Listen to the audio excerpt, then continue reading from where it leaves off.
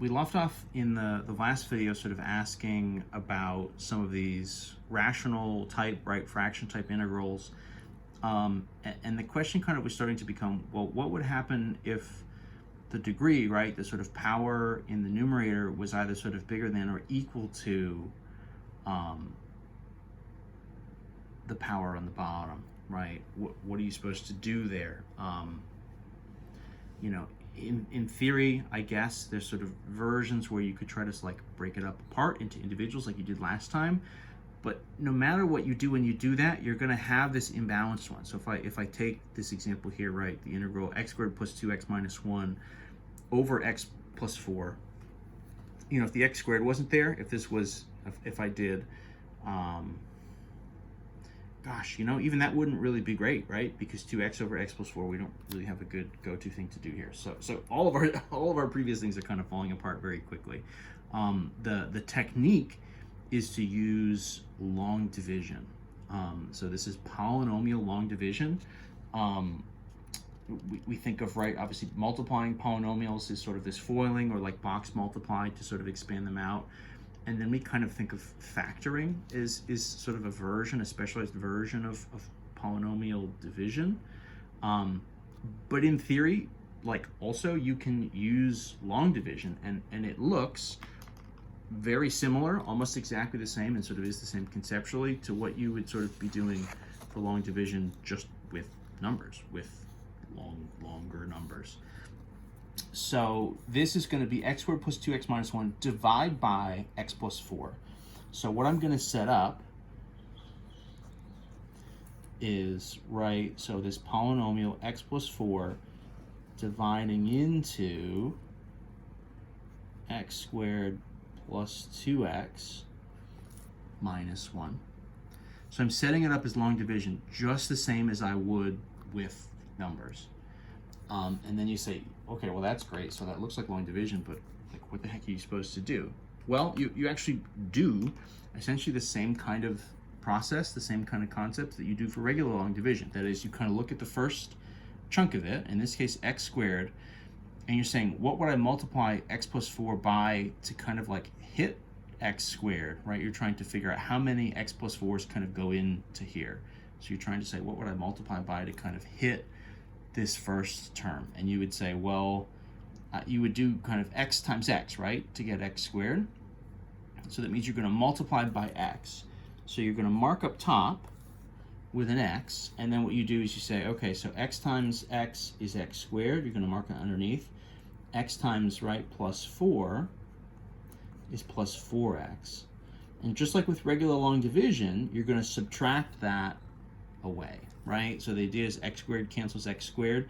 2x minus 4x, so that leaves you with a negative 2x here, and then you're just going to carry down the minus 1, right, that's there. So then you say, okay, that was kind of weird, but I guess that was something. So now what?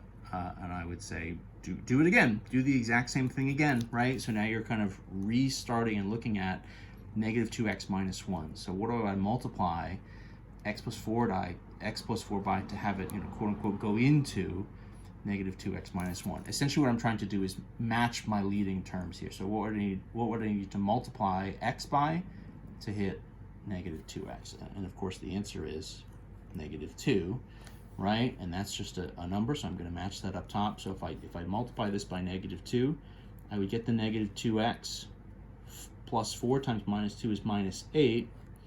And then the idea is I'm subtracting, again, that whole thing off as a quantity. Minus 2x minus minus 2x, right, would be 0. Minus 1 minus minus 8 is plus 8. So that leaves me with a 7. So then you say, okay, so then like it didn't really divide it evenly. There's like a remainder. The like answer is x minus 2. Like, what is even happening here? And so if you think about what happens when you have a remainder and you do long division, well, you get, right, your sort of result, right, is whatever you have up top, and then your plus, whatever this remainder is, over the original denominator, right? So for us, this would be over x plus 4. So what happens here is this integral then becomes, so without being a fraction, x and a minus 2 plus the remainder 7 over the original denominator, x plus 4 dx.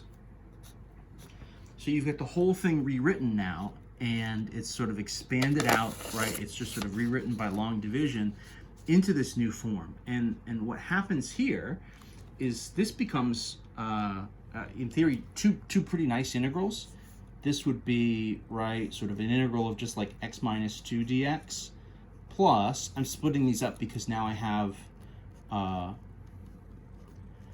more typical fraction kind of integral that we could do with a u sub as that last term. So that remainder term, right, the whole move is if you do the long division and actually kind of divide it out, kind of by definition, right, by doing long division, you're going to end up with something, you're going to end up with some sort of leftovers probably. If they divide evenly, right, if this is actually something that would divide evenly, it would essentially be something that factors, and then you would just get, you know, x minus 2 or something without any remainder.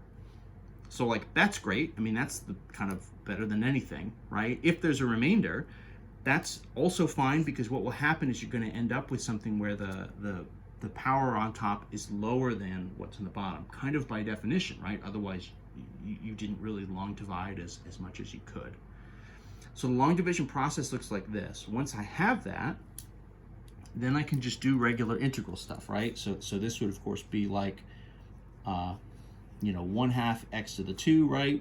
Minus 2x plus, I'm going to save the c, right? This is going to be like u sub, right? This is a pretty trivial u sub where you're letting u be x plus 4. So your derivative, right, is 1. So dx is du.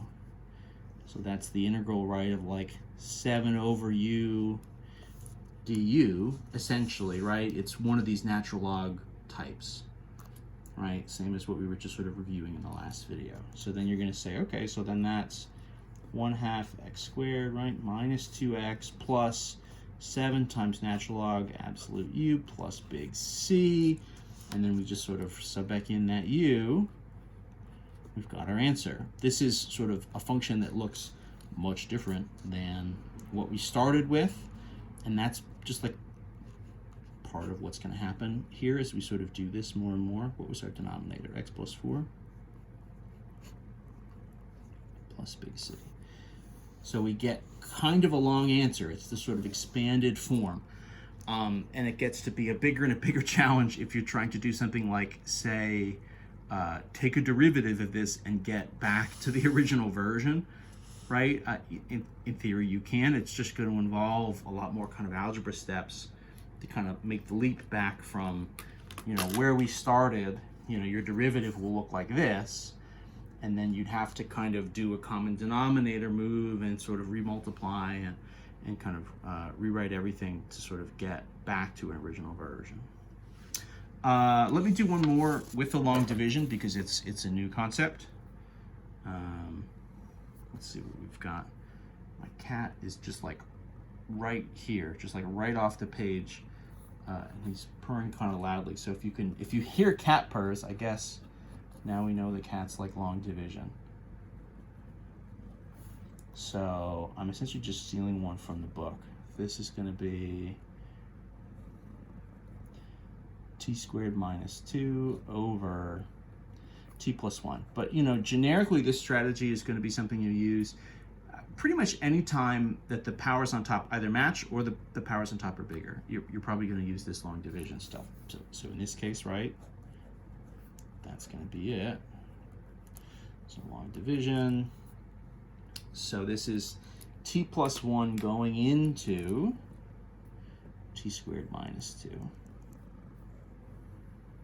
And what I'm going to do here, so t squared minus 2, you'll notice there isn't a t term. And so what I actually want to do when I do this is I want to leave space for that t term.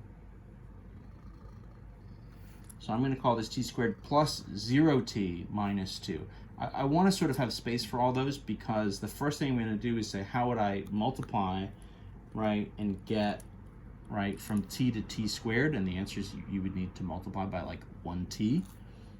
So the first thing you need here is a t, and you want to place, just like in long division, right? You want to sort of place your values over the same units, right? So you want t's over t's, squares over squares, and sort of constants over constants. So t times t, right, is the t squared that I want to cancel, times 1, right? So that's positive 1t, and I'm subtracting that whole quantity, right? So t squared minus t squared is 0.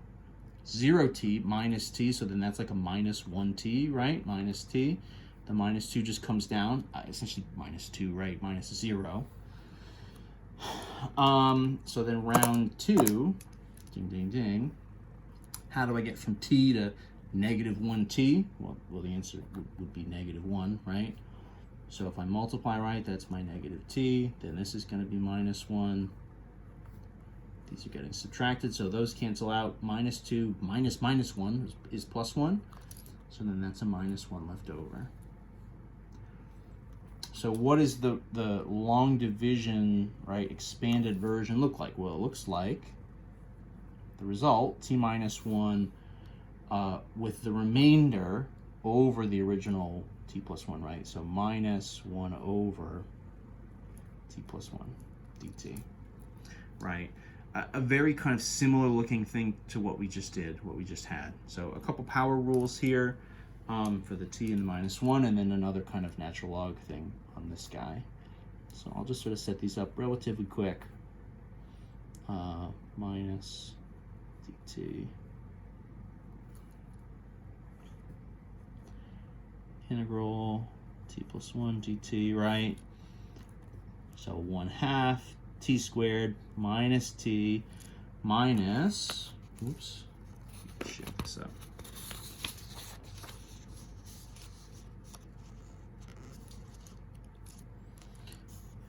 Integral here, right? So this is going to be some u sub kind of stuff. 1 over t plus 1 dt. Very similar to what we were just doing, which is fine. So du is dt, right? Du is t plus 1. So 1/2 t squared minus t minus, so this would be natural log. I'm jumping steps a little bit here, right? The natural log of absolute t plus 1. So steps kind of like this. Obviously, as always, there will be some more, different variations here. But in theory, right, the stuff I want us to do from 8.1 here is really looking at how to do these couple different approaches for these rational type integrals, these rational antiderivatives, and having some of those, inverse trig and sort of trig integrals at the ready. And that's the stuff. Pretty short section, relatively, right? So I guess no reason to talk anymore. I'll see you guys in the 8.2 videos.